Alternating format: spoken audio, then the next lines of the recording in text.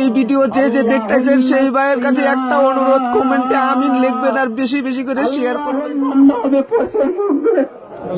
আল্লাহ তুমি না কোরআনে বলেছো ওয়ানজালা মিনাস সামাই মাআন ফাখাযাবি মিনাস সামারা।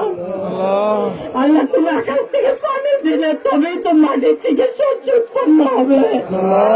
তোমার বান্দারা খাদ্য পাবে, পশু পক্ষীর খাদ্য ব্যবস্থা হবে। আল্লাহ সময় মতন বৃষ্টি না হলে মাটিতে ফসল পড়বে না, ফসল পড়লেও কাটা যাবে না, বর্ষাতে নষ্ট হবে।